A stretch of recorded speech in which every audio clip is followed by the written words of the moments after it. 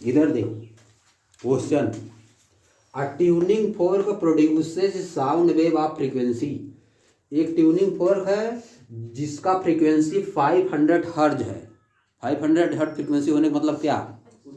किसी भी साउंड का फ्रीक्वेंसी 500 हर्ज है, जिसका मतलब क्या चीज़ कि 1 सेकेंड में 500 बार वो ऑसिलेट कर रही है, 500 टाइम्स ऑसिलेट कर रही है। यानी 1 सेकेंड में 500 टाइम्स कंप्रेशन रेयरफैक्शन कंप्रेशन ऐसी चीज़ बन रही है। 1 सेकेंड में 500 टाइम्स बन रहा होगा। समझ गए बात? क्या चीज़ बन रहा है? कंप्रेशन, रेयरफैक्शन और कंप्रेशन 1 सेकेंड में कितनी बार बन रहा है? 500 टाइम्स, 500 बार बन रहा है। यह दिया है, बात समझे? वही मतलब अगर देता कि साइकिल के पहिए का है, व्हील का अगर देता उसका फ्रीक्वेंसी 500 हर्ट्ज है, तो इसका मतलब 1 सेकेंड में 500 बार वो चक्कर कर रहा है। 1 सेकेंड में 500 बार चक्कर कर रहा है, लेकिन ये साउंड का दिया है कि नहीं? तो साउंड वेव क्या कर रही है? 1 सेकेंड में 500 बार क्या चीज़ बना रही है? कंप्रेशन, रेयरफैक्शन, कंप्रेशन, यह वाली चीज। ये ऐसे कर दो और इसको डाट डाट करके थोड़ा ज़्यादा बुलाया, फिर ऐसे कर दो। यह वाली चीज इतना 500 बार बना दे रही है। समझ गए बात? इसको 500 बार बना रही है। अरे तो समझ लो ना, समझ गए? यह चीज हम लिख दे रहे हैं इस बार। है देखो, रेयर फैक्शन लिख दे रहा, बनाएंगे नहीं लिख दे रहे। रेयर फैक्शन और इधर कंप्रेशन आर लिख रहे हैं। चलो आर सी सी, यह वाला 500 बार बना रहे, तो उसकी फ्रीक्वेंसी हो गई 500 हर्ट्ज। समझ गए? यही चीज 500 बार हो रहा है, कंप्रेशन, रेयर फैक्शन, कंप्रेशन। यही वाला कितनी बार है? 500 बार, तो उसकी फ्रीक्वेंसी कितना है? 500 हर्ट्ज है। समझ गए? बताया थे ना फ्रीक्वेंसी क्या होता है? Number of oscillation per second, number of oscillation per second, यह होता है frequency. Number of oscillation per second. और ऑसिलेशन क्या होता है? कंप्रेशन, रेयरफैक्शन, कंप्रेशन, यह होता है ऑसिलेशन। 1 ऑसिलेशन हुआ, रेयरफैक्शन, कंप्रेशन, रेयरफैक्शन, 1 ऑसिलेशन हुआ ये। समझिए? तो इसी तरह का कितना ऑसिलेशन हो रहा है? 500 ऑसिलेशन हो रहा है। तो एफ का वैल्यू दिया है, एफ का वैल्यू कितना दिया है? 500 हर्ट्ज दिया है। समझिए? अब देखो, calculate the time period, T equal to question mark. Formula होता है F equal to 1/t, F equal to 1/t, या इसी को क्या लिख सकते हैं? टी इक्वल टू 1/f, यही ना होता है। देखो, टी इक्वल टू 1/500, 1/500, तो इसको हम क्या लिख सकते हैं? अनु देखो इधर 1/5 इंटू 1/100, ऐसे लिख सकते हैं कि नहीं? अगर नहीं लिख सकते तो बताओ, लिखा जाएगा कि नहीं लिखाएगा? आप देखो, इसको क्या लिख सकते हैं? 1/5 इंटू 10⁻² ऊपर लिख सकते हैं। आप देखो, इसको 1/5 है, इसको लिख दे 0.2 इंटू 10⁻², कोई दिक्कत है? आप देखो, इसको लिख दे 2 इंटू 10⁻3, कोई दिक्कत है? ये हो गया सेकेंड। यानी इतना सेकेंड में क्या करेगा वो? इतना सेकेंड में उसका टाइम पीरियड है ना। टाइम पीरियड का डिफिनेशन क्या होता है? टाइम पीरियड का, हाँ, टाइम पीरियड मतलब, टाइम पीरियड का क्या डिफिनेशन होता है? एक ऑसिलेशन कंप्लीट करने में जितना टाइम लग रहा है। अब ये क्या आ गया? ये आ गया कंप्रेशन, रेयरफैक्शन, कंप्रेशन। इतना करने में इतना सेकंड लगेगा। एक बार इसको यह करने में इतना समय लगेगा। 2 इंटू 10⁻³ सेकेंड, 2 इंटू 10⁻³ सेकेंड में ये एक बार ये कर लेगा, कंप्रेशन, रेयरफैक्शन और कंप्रेशन साउंड कर लेगी, जो यहाँ पे दिया क्वेश्चन में। समझिए बात? यह है, यह सिस्टम है। समझे? एक बार फिर, कैरेक्टरिस्टिक किसी साउंड का बताना है तो क्या क्या चीज़ बताया जाएगा? किसी भी साउंड का कैरेक्टरिस्टिक बताने का मतलब, साउंड वेव का कैरेक्टरिस्टिक ऑफ साउंड वेव लिख रहे हैं। कैरेक्टरिस्टिक ऑफ साउंड वेव बताना है तो क्या बताओगे उसका? एम्पलीट्यूड, फ्रीक्वेंसी और स्पीड। फ्रीक्वेंसी के साथ ही आता है टाइम पीरियड। इसी के साथ क्या आता है? Time period. टाइम पीरियड हम फ्रीक्वेंसी में एक बात कर रहे हैं। टाइम पीरियड, एक फ्रीक्वेंसी करने में जितना टाइम लगता है वही टाइम पीरियड है। एक फ्रीक्वेंसी, एक करने में जितना टाइम पीरियड है, 1 ऑसिलेशन करने में जितना टाइम लगता है वही टाइम पीरियड है। समझिए? वही होता है। दोनों बात लगभग सेम चल रही है। एक फ्रीक्वेंसी करने में जितना टाइम लगेगा वही क्या है, टाइम पीरियड। बात समझे। अब फ्रीक्वेंसी डिफिनेशन क्या होता है, number of oscillation per second, number of oscillation per second क्या होता है, फ्रीक्वेंसी। एक सेकंड में कितना ऑसिलेशन, ऑसिलेशन क्या चीज़ है, ऑसिलेशन क्या चीज़ है, ऑसिलेशन साउंड के लिए ऑसिलेशन वही है कंप्रेशन रेयरफैक्शन कंप्रेशन, या तो रेयरफैक्शन कंप्रेशन और रेयरफैक्शन, या है क्या चीज, ऑसिलेशन, एक ऑसिलेशन, या वाला एक ऑसिलेशन, या वाला एक ऑसिलेशन, समझे, वन ऑसिलेशन। इतना काम करने में साउंड को जितना समय लगता है वही उसका टाइम पीरियड, वही उसका टाइम पीरियड है। बस समझो कैरेक्टरिस्टिक्स ऑफ साउंड वेव में क्या है, frequency, number of oscillation per second, number of oscillation per second क्या हो गया, फ्रीक्वेंसी। अगर एक सेकंड में यह 50 बार हुआ, यह वाला काम अगर एक सेकंड में 50 बार हुआ, साउंड वेव अगर एक सेकंड में 50 बार यह वाला कर रही है तो इसका मतलब उसका फ्रीक्वेंसी 50 है, 50 है, 50 हर्ट्ज, 50 हर्ट्ज है। नंबर है क्या, नंबर क्या है, फ्रीक्वेंसी मतलब नंबर, फ्रीक्वेंसी मतलब नंबर, कितना नंबर आया, कितना बार हुआ, एक सेकंड में कितना बार हुआ है। अब टाइम पीरियड क्या है, अभी 50 तो है, एक ठीक करने में जितना टाइम लगा वही टाइम पीरियड है। बात समझ पाए, याद कर लो इसको, number of oscillation per second is called frequency, is called frequency. Oscillation को क्या बोलोगे, कंप्रेशन रेयरफैक्शन और कंप्रेशन, एक ऑसिलेशन हुआ। अब टाइम पीरियड, टाइम पीरियड क्या कहोगे, टाइम कंप्लीट हो, वन ऑसिलेशन कंप्लीट करने में टाइम लगता है, time taken in completing one oscillation, time taken in completing one oscillation is known as time period. अब ऑसिलेशन जहां पे लिखते हो, साउंड वेव का अगर डिफिनेशन लिख रहे हो तो ऑसिलेशन जहां पे लिखते हो उसके बगल में क्या लिखोगे, compression rarefaction compression, compression rarefaction compression, या लिखोगे। अगर दूसरा कोई चीज़ है, सर्कुलर मोशन, सर्कुलर मोशन रहती है तो गोल गोल करने में जितना समय लगता हुआ होता है। यहाँ पे साउंड है तो कंप्रेसर रेयरफैक्शन कंप्रेशन होगा, या तो रेयरफैक्शन कंप्रेशन और रेयरफैक्शन होगा, या होगा। दिमाग में बैठ गया कि नहीं। आप देखो एम्पलीट्यूड, अब देखो फ्रीक्वेंसीज क्या पता चलता है, फ्रीक्वेंसीज क्या चीज़ पता चलती है, पिच, फ्रीक्वेंसीज क्या पता चलता है, पिच पता चलता है, क्वालिटी पता चलती है। हाई फ्रीक्वेंसी है तो हाई पिच, जैसे वायलिन का पिच हाई होता है, वायलिन का पिच हाई होता है, क्वालिटी ऑफ साउंड, समझिए। और लो पिच है तो low sound, low pitch, low frequency है तो लो पिच, लो फ्रीक्वेंसी तो लो पिच, लो क्वालिटी, समझिए, लो क्वालिटी साउंड। बात समझे। हाँ, टिम्बर या क्वालिटी बात है कही, वही होता है। टिम्बर क्वालिटी, साउंड का टिम्बर कहो चाहे साउंड का क्वालिटी, एक ही बात होता है। पकड़ लिए फ्रीक्वेंसी क्या क्या पकड़ाएगा, फ्रीक्वेंसी और टाइम पीरियड से। अगर बताओ किसी भी साउंड का हम बोल दिए पिच हाई है, पिच हाई है तो फ्रीक्वेंसी भी हाई होगा, तो टाइम पीरियड क्या हो जाएगा, टाइम पीरियड तब उसका लो हो जाएगा, टाइम पीरियड क्या हो जाएगा, लो, क्योंकि उल्टा ना, फ्रीक्वेंसी उल्टा है टाइम पीरियड, इसलिए लो हो जाएगा। आई समझो, रिलेशन सब है, समझे, बात समझ गए। अब देखो एम्पलीट्यूड क्या बताता है, एम्पलीट्यूड बताएगा कितना लाउडनेस है, कितना तेज है। एम्पलीट्यूड क्या बताता है, कितना लाउडनेस है। एम्पलीट्यूड क्या बताएगा, आवाज तेज है कि स्लो है, वॉल्यूम बताएगा, वॉल्यूम। बात समझिए। एम्पलीट्यूड अब होता क्या है, अब देखो मान लो यही कोई पॉइंट है, यही कोई पॉइंट है, जब साउंड चलेगी, मान लो कोई पार्टिकल है, जब साउंड चलेगी किसी मीडियम का कोई पार्टिकल, मान लो एयर का कोई पार्टिकल है, जब ये चलेगा, जब साउंड इस एयर में चलेगी तो कोई पार्टिकल जो रहेगा वो ऐसी ऑसिलेट नहीं करेगा, इस साइड ऑसिलेट करेगा, इस साइड इससे, फिर अगले वाले अपने पार्टिकल को धक्का देता है ना, एनर्जी ट्रांसफर करता है ना। यही जो ऑसिलेशन कर रहा है, यही ऑसिलेट कर रहा है ना, तो यहाँ से अब यह वह उसका इक्विलिब्रियम पोजीशन है, यह उसका इक्विलिब्रियम पोजीशन है, यहाँ पे है पहले से। तो जब इसको इधर से एनर्जी मिली तो इधर उधर वो क्या करने लगा, ऑसिलेट करने लगा।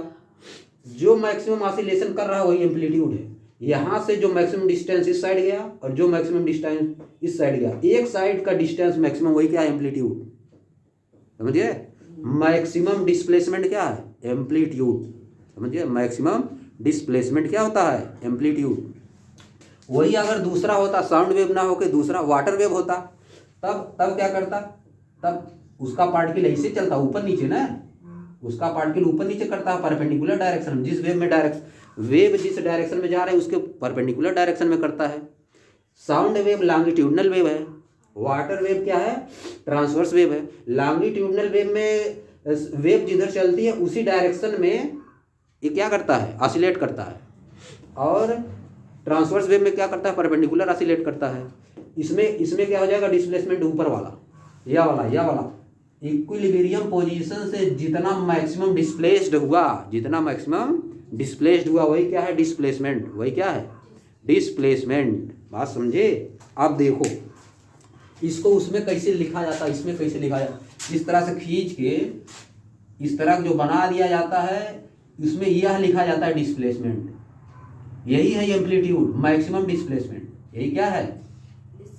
यही तुम्हारा एम्पलीट्यूड है, मैक्सिमम डिस्प्लेसमेंट। यहाँ पे पार्टिकल है, मान लो ऊपर जाएगा नीचे जाएगा, यह तो जा रहा है ऊपर जा रहा है तो इसको इससे रिप्रेजेंट किया गया, नीचे जा रहा है तो यहाँ पे है।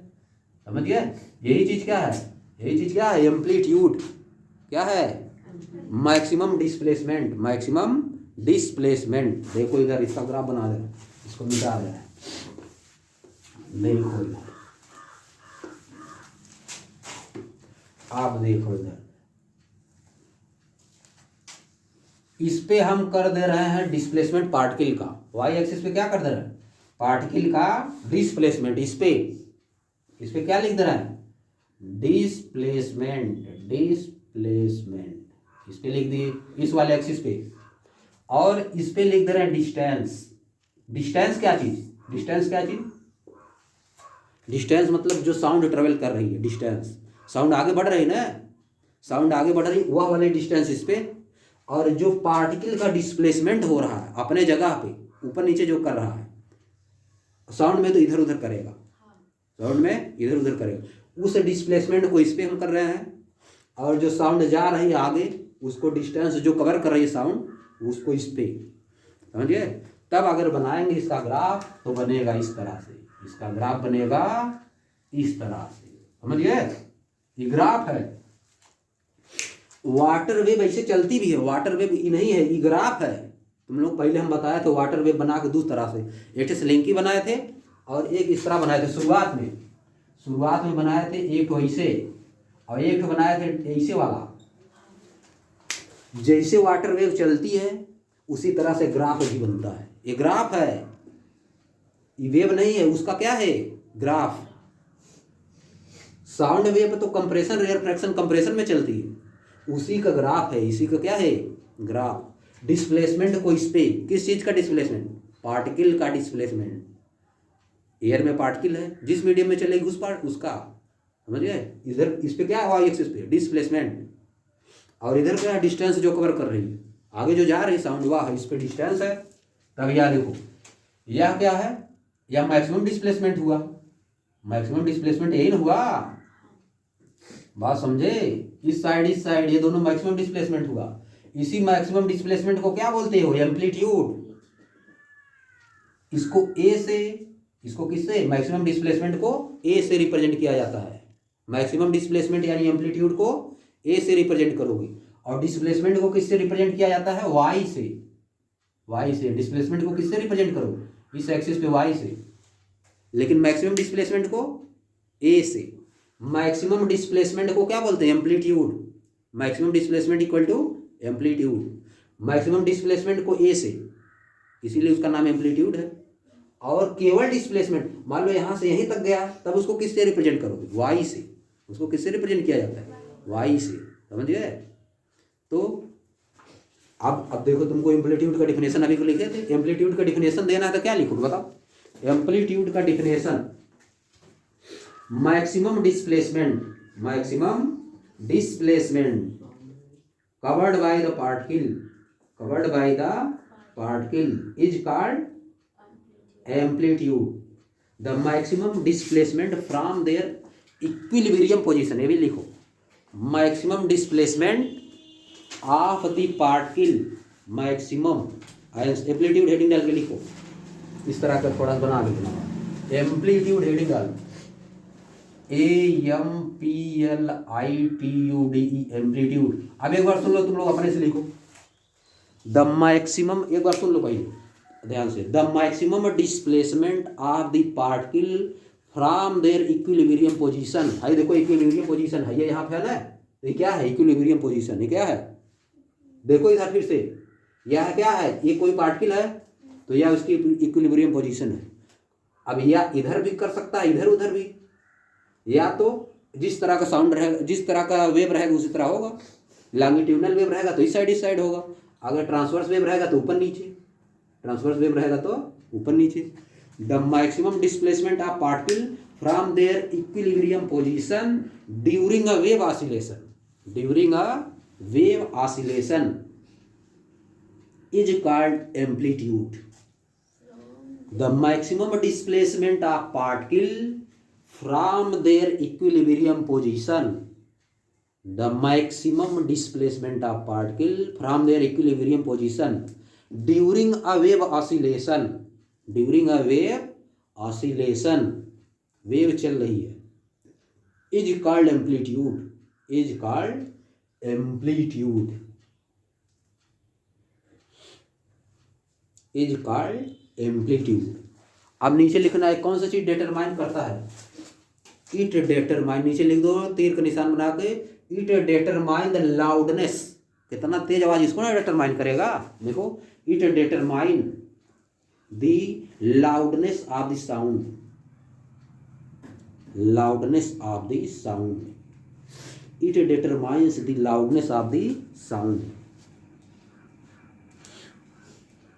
समझ गए। अब नीचे लिख देना, अगर लार्ज एम्पलीट्यूड रहेगा तो साउंड क्या रहेगी, लाउड रहेगी, अगर छोटा एम्पलीट्यूड रहेगा, स्मॉल एम्पलीट्यूड रहेगा तो सॉफ्ट साउंड रहेगी। लिख दो नीचे लार्जर एम्पलीट्यूड, इस तरह लिख दो लार्जर एम्पलीट्यूड, ऐसे देखो, इसको मिटा दे क्या जी डाल दो, larger amplitude, larger amplitude equal to louder sound, equal to louder sound, समझ गए।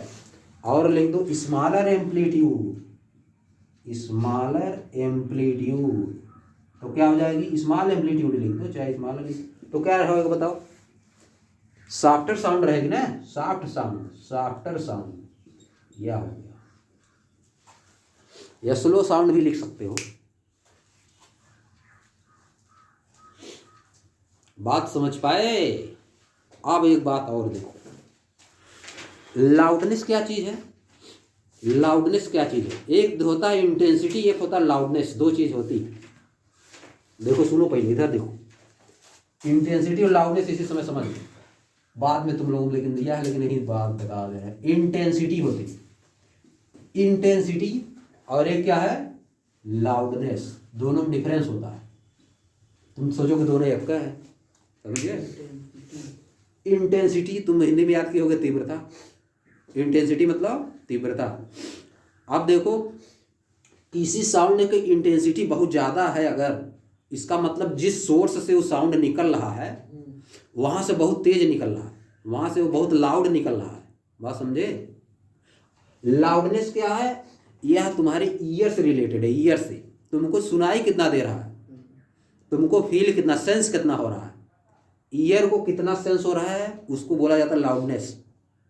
और साउंड सोर्स से कितना तेजी से निकल रहे उसको क्या बोलते हो, इंटेंसिटी। अब कहोगे कि जितने तेज निकलेगी उतने तेज ना सुनाई देगी, कोई जरूरी नहीं है, समझ गए। हो सकता है तुम्हारा ध्यान उस पर कम हो, ध्यान नहीं रहता तो पता ही नहीं चलता, तो कम सुनाई देगी, हो सकता है नहीं भी सुनाई दे। लाउडनेस है तुम्हारा सेंस से, सेंस तुम कितना कर रहे हो वह चीज़ है। इंटेंसिटी वह कितनी तेज आवाज़ निकल रही हुआ, समझिए। इंटेंसिटी ज़्यादा होने पे कोई जरूरी नहीं कि लाउडनेस बहुत ज़्यादा होगी, क्योंकि ये तो सेंस है ना। लाउडनेस मतलब क्या चीज़, सेंस जो हम कर रहे हैं वह है, और इंटेंसिटी मतलब तेज आवाज़ जो वहाँ से निकल। इंटेंसिटी है उससे रिलेटेड जहाँ से सोर्स है, इंटेंसिटी किससे रिलेटेड है, सोर्स से। और लाउडनेस किससे रिलेटेड है, जो रिसीव कर रहा है, रिसीव जो कर रहा है, रिसीव मतलब जो सुन रहा है, रिसीवर से रिलेटेड है लाउडनेस। और इंटेंसिटी किससे रिलेटेड है, जो साउंड प्रोड्यूस कर रहा है उससे रिलेटेड है। समझ लो इसको एकदम ध्यान से। कोई जरूरी नहीं कि अगर इंटेंसिटी ज़्यादा हो तो लाउडनेस भी उसकी ज़्यादा होगी, कोई ज़रूरी नहीं है। दोनों में डिफरेंस है। बहुत लोग कहते हैं एक का है दोनों, समझिए दोनों में डिफरेंस है। लाउडनेस और इंटेंसिटी में डिफरेंस है, लिखा है एनसीईआरटी में। लाउडनेस मतलब रिसीवर से रिलेटेड है, किससे रिलेटेड है? रिसीव जो कर, हम लोग साउंड रिसीव कर रहे हैं ना। और इंटेंसिटी किससे रिलेटेड है? जो साउंड प्रोड्यूस कर रहा है, जो साउंड प्रोड्यूस कर रहा है। बात समझे? लार्जर एम्पलीट्यूड तो लाउडनेस उसका ज़्यादा होगा।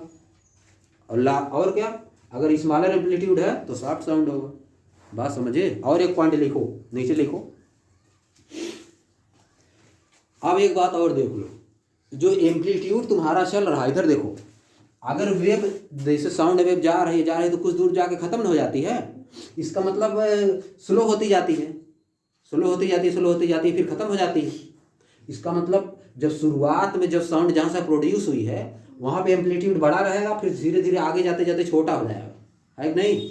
इस तरह होगा। क्या होगा देखो, इधर होगा क्या, इधर देखो साउंड वेव कैसे चलती है। इधर देखो, अगर उसका ग्राफ बनाया जाए साउंड वेव कैसे चल रही है, इधर देखो, इधर अरे देखो यह है साउंड वेव, इस तरह चलेगी। देखो यहाँ पे एम्पलीट्यूड ज़्यादा रहेगा, फिर इसके बाद ऐसे कम होता जाएगा, ऐसे छोट होता चला जाएगा। बात समझे? ये बता रहा है कि साउंड जा रही, साउंड जा रही। पहले तेजी से बोले तो बड़ा बड़ा एम्पलीट्यूड, फिर एम्पलीट्यूड छोटा होता गया और छोटा छोटा होते होते खत्म हो जाएगा, जीरो हो जाएगा। जहाँ पे एम्पलीट्यूड जीरो हो गया तहाँ पे साउंड बंद हो गई, उसकी खत्म हो गई, उसकी पावर एनर्जी उसकी खत्म हो गई, अब आगे नहीं बढ़ेगी वो। समझिए? आगे रेयर फ्रैक्शन कंप्रेशन नहीं बनाएगी, रेयर फ्रैक्शन नहीं बनेगा। अब उसके आगे किसी को सुनाई नहीं देगा, क्योंकि उसकी एनर्जी खत्म हो गई, साउंड की एनर्जी खत्म हो गई। यह होता है, इसको लिखना है, इस बात को लिखना है, इसी को जो बना है इसको लिखना है। लिखो, as sound travels away from the source, as sound travels away, as sound travels away, as sound travels away, away मतलब दूर, travels away from the source, away from the source, away from the source, its amplitude, its amplitude क्या होगा? Decrease ना होगा, its amplitude decreases, DECREASES decreases. जब यह decrease हो जाएगा तो लाउडनेस डिक्रीज होगी, decreases, reducing its loudness, reducing its loudness, reducing its loudness. बात समझ गए? यह चीज है। एम्पलीट्यूड बना के लिख लेना, ग्राफ में लिखे हो, ग्राफ बना के उसी में लिख देना एम्पलीट्यूड। अब एक पॉइंट लिखा देना, लाउडनेस है क्या, इसको वर्ड लिख दो। लाउडनेस इंटेंसिटी में कंफ्यूजन होता है ना, लाउडनेस लिख दो, वो है क्या चीज, लाउडनेस है। लाउडनेस ऐसे छोटा सा वर्ड लिख के आगे लिखना है, LOUDNESS, लाउडनेस क्या चीज है। वैसे तुम लोग जान रहे हो, लेकिन लिख दो क्या है लाउडनेस, क्या चीज होता है, लिखो। Loudness is a major of the response of the year, loudness is the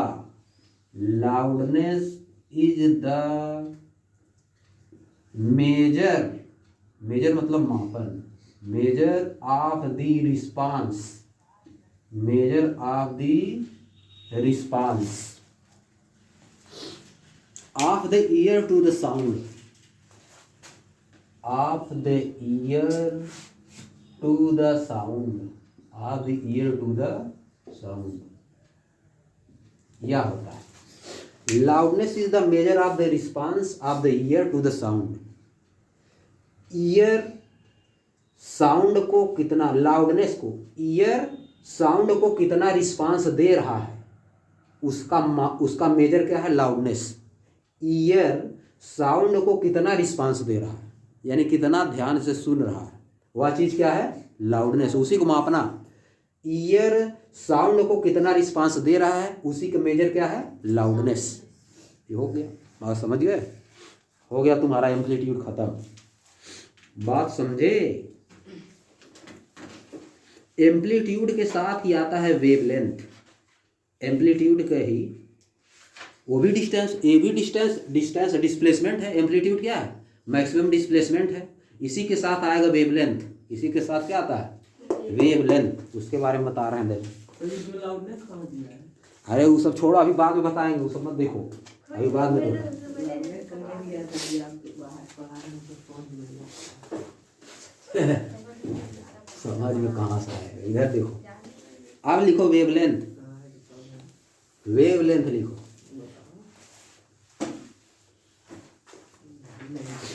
खोजना घर पे जाके पूरा इधर उधर, तब मिलेगा। इधर देखो वेवलेंथ। वेवलेंथ लिख दो। इसको लैम्बडा से रिप्रेजेंट किया जाता है, पहले बता भी चुके हैं, इसको देखो ध्यान। वेवलेंथ क्या होता है?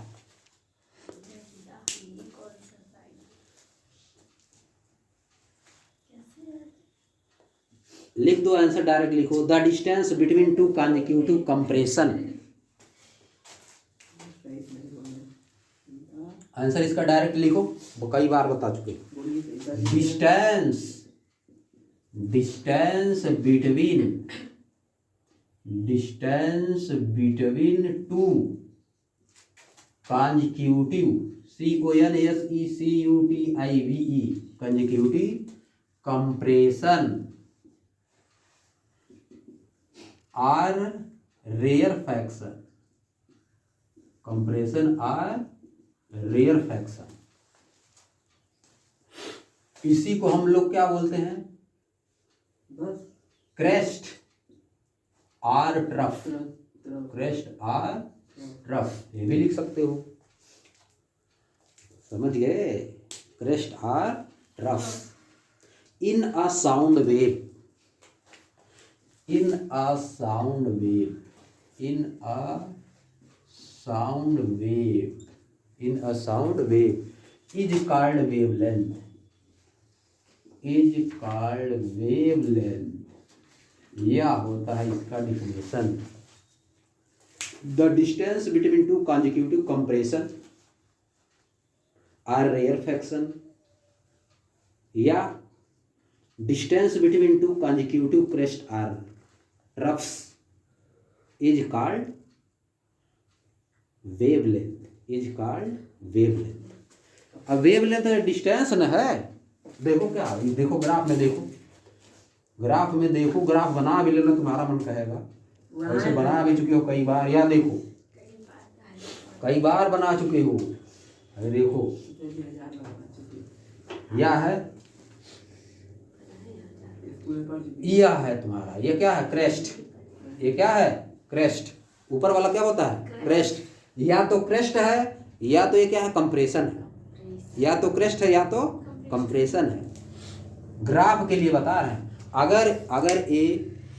अगर ए कौन सा वेव है? अगर लॉन्गिट्यूडनल वेव है, अगर लॉन्गिट्यूडनल वेव का ग्राफ है, तब ये पॉइंट क्या है? कंप्रेशन है।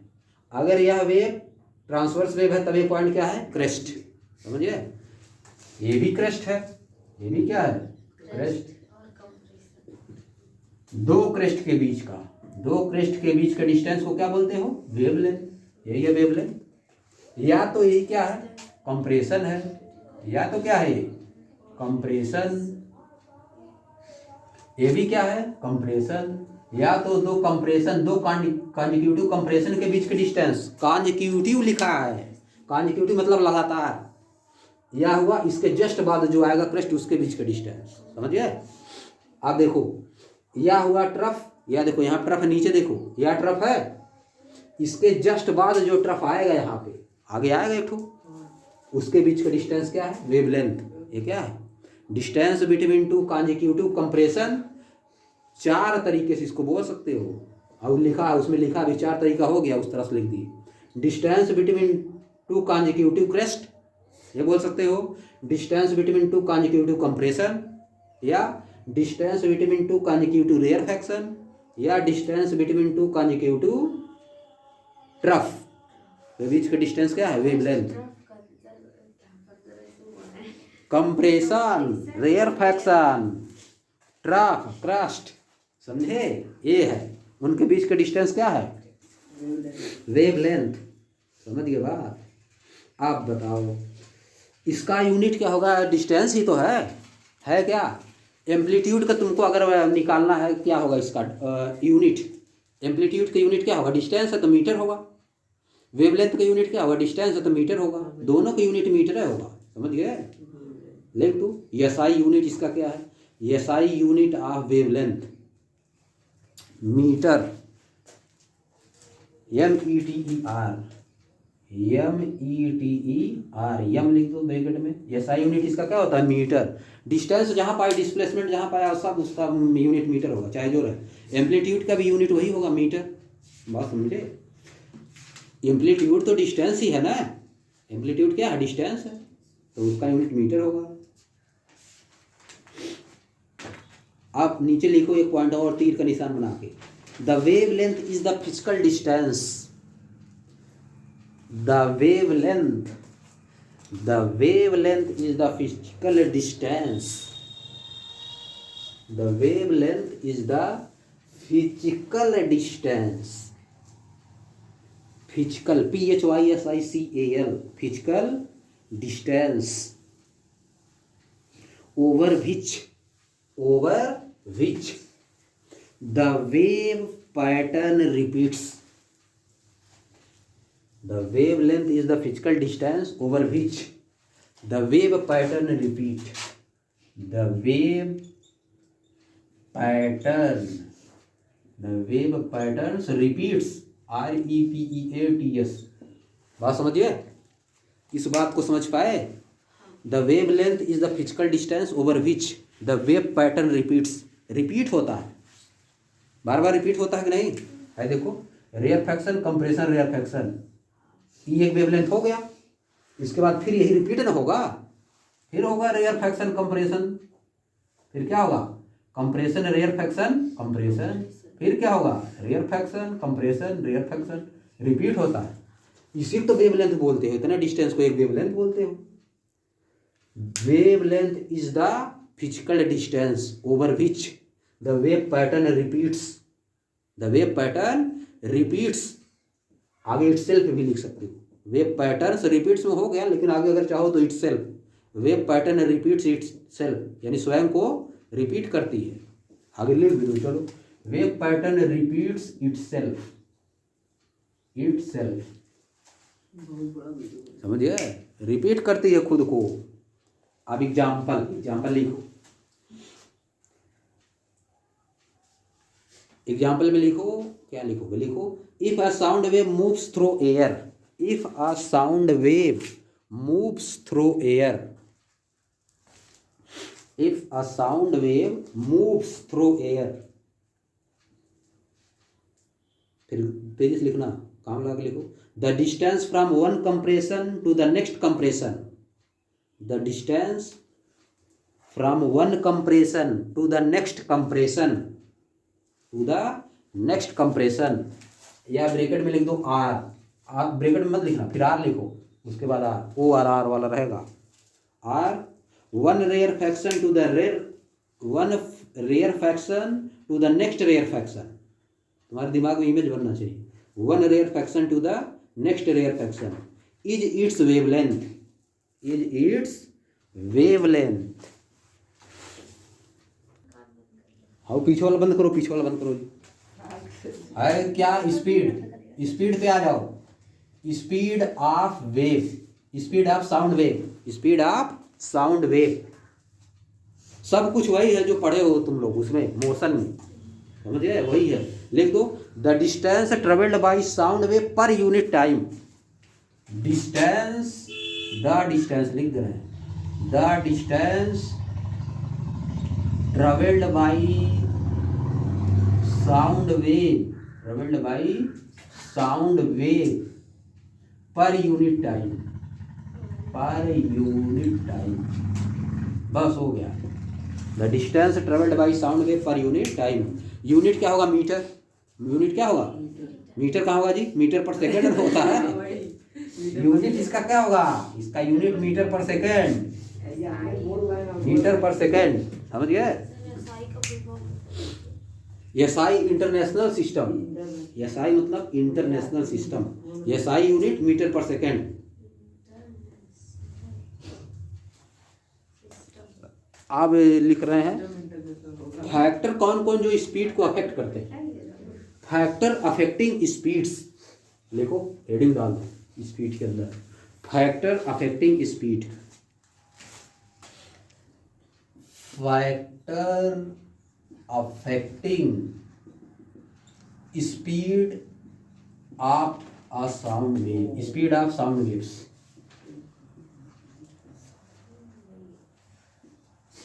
फैक्टर्स लिख देना, यस लगा दो, factors affecting speed of sound wave. अब वो कौन कौन फैक्टर है जो साउंड वेव की स्पीड को अफेक्ट कर सकते हैं?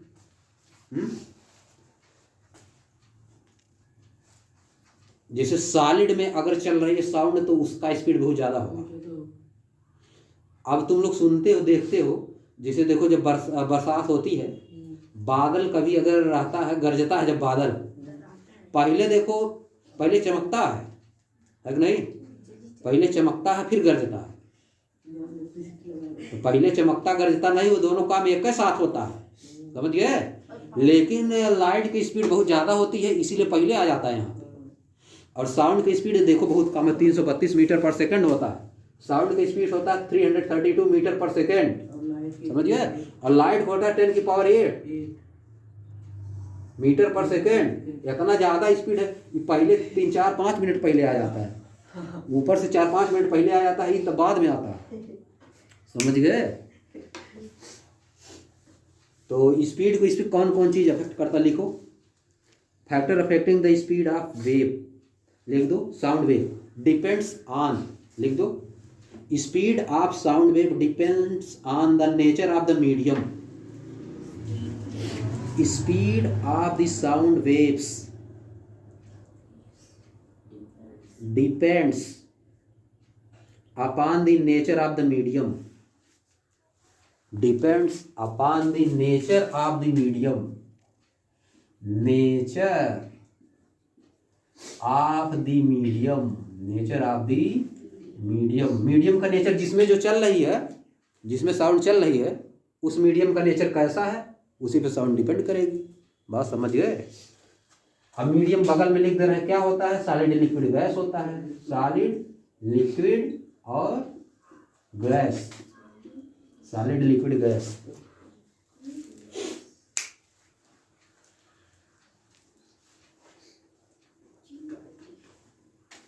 अब नीचे लिख दो यहाँ पे sounds, sound wave, sound wave travels faster in solid, in solid than liquid, than liquid, समझिए। And travel faster in liquid, in liquid than gases, than gas, in liquid than gas, समझ गए।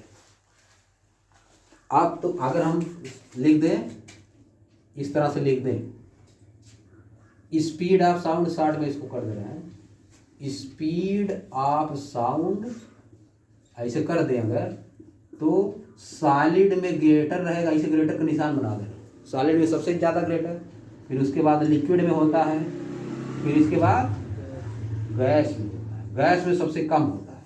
यह बात समझ गए।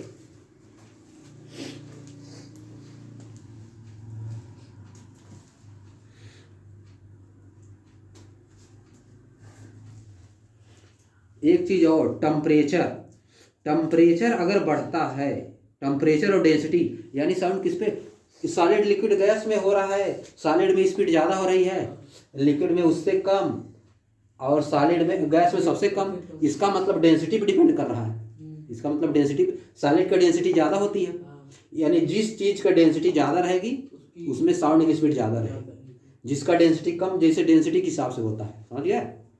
बात समझ पाए कि नहीं। जिस मीडियम की डेंसिटी ज़्यादा रहेगी उसमें साउंड की स्पीड ज़्यादा, जिस मीडियम की डेंसिटी कम रहेगी उसमें साउंड की स्पीड कम है। बात समझे? और टेम्परेचर पे भी डिपेंड करती है। लिख लो, इसको लिखो, नीचे लिखो। साउंड, स्पीड ऑफ साउंड, इस तरह लिखो, speed of sound increases with temperature and density of the medium. Speed of sound wave increases with temperature and density of the medium. Speed of the sound wave increases with the temperature and density of the medium. Temperature and density of the medium increases with temperature and density of the medium. किसी medium का temperature ज़्यादा है, दो solid हैं, है देखो, दो solid है, एक सॉलिड या है, एक सॉलिड या है। इसका टेम्परेचर ज़्यादा है, इसका टेम्परेचर मान लो 500 डिग्री सेल्सियस और इसका टेम्परेचर 100 डिग्री सेल्सियस है, तो साउंड की स्पीड किस में ज़्यादा रहेगी? 500 डिग्री सेल्सियस वाले में ज़्यादा रहेगी। टेम्परेचर बढ़ाने पे साउंड की स्पीड बढ़ जाता है, समझिए? जिसका टेम्परेचर कम है उसमें साउंड की स्पीड कम रहेगी। डेंसिटी भी वैसे, डेंसिटी ज़्यादा है तो साउंड की स्पीड ज़्यादा, डेंसिटी कम है तो साउंड की स्पीड कम। अगर हम कह दें एयर में साउंड की स्पीड ज़्यादा होगी कि आयरन में, किसमें ज़्यादा होगी? आयरन में ज़्यादा होगी। साउंड की स्पीड आयरन में ज़्यादा होगी, समझ गए? ये सब चीज़ें हैं। इतना हो गया। अब एक क्वेश्चन, चलो देखो इधर क्वेश्चन क्या है। रीड द फॉलोइंग स्टेटमेंट, नीचे दिए गए स्टेटमेंट को पढ़िए and choose the correct response, और इसका करेक्ट रिस्पांस दीजिए, कौन है सही इसमें से, एंड एक्सप्लेन विथ रीजन, और रीजन के साथ फिर बाद में एक्सप्लेन करिए इसको। तो ये देखो क्या है, असर्शन, एक सेंटेंस दिया, स्टेटमेंट एक तो दिया है, लिखा है sound travel faster in water than air. Sound water में तेज चलती है एयर की तुलना में। Sound travel faster in water than air, sentence सही है कि गलत? Sound travel faster in water than air, sentence true है कि false? Sound travel faster in water than air. In water than air. अभी बताया थे सॉलिड लिक्विड, अगर डेंसिटी पे डिपेंड करती है, साउंड किस पे डिपेंड करती है? स्पीड डेंसिटी पे। वाटर की डेंसिटी ज़्यादा रहेगी कि एयर का डेंसिटी? सही है। तो वाटर की डेंसिटी ज़्यादा, इसका मतलब सही है। इसका मतलब पहला स्टेटमेंट सही है, समझ गए? और रिगिडिटी, यही होता है डेंसिटी। रिगिडिटी मतलब डेंसिटी, कठोरता, दृढ़ता। सॉलिड रहेगा तभी ना रिगिड रहेगा। नहीं, फिर ये rigidity of the medium impact the speed of sound, उसका एक्सप्लेनेशन ही दे रहा है, रीजन बता रहा है। जो सेंटेंस ऊपर लिखा है उसका रीजन बता रहा है कि साउंड क्यों ट्रेवल करती है वाटर में फास्टर और एयर में स्लोअर, क्योंकि रिगिडिटी यानी डेंसिटी। रिगिडिटी मतलब पार्टिकल कितना पास पास है, दूर दूर है, उससे मतलब है, समझिए? रिगिडिटी का सेंटेंस से मतलब क्या है? डेंसिटी से में। इसका रिलेशन किससे है? डेंसिटी से। रिगिडिटी मतलब होता है कठोरता। सॉलिड का रिगिडिटी ज़्यादा, लिक्विड का उससे कम, गैस का सबसे कम। Rigidity of the medium impact the speed of sound, किसी भी मीडियम का रिगिडिटी साउंड की स्पीड को इम्पैक्ट करती है। तो ये भी सही है, उसके बारे में बता रहा है, इसका मतलब सही। तो इसका मतलब पहला वाला सही। Both A and R are correct and R is the correct explanation of A, यही सही है इसका, समझ गए? ये तीनों गलत है, तो नीचे विकल्प में तुमको लगाना है केवल फर्स्ट, है कि नहीं? फर्स्ट वाला सही है, बस काम खत्म। अब लिख दोगे, सब तो लिखा, एक्सप्लेन तो खुद ही है, दोनों सेंटेंस लिख दे, एक्सप्लेन हो गया। Sound travel faster in water than air because the rigidity of the medium impact the speed of sound. Rigidity is related to the density of the sound. बात समझ गए? हो गया आंसर, काम खत्म। देखो उसी पे जो अभी तक पढ़े उसी पे, बात समझे? उसी पे है ना क्वेश्चन।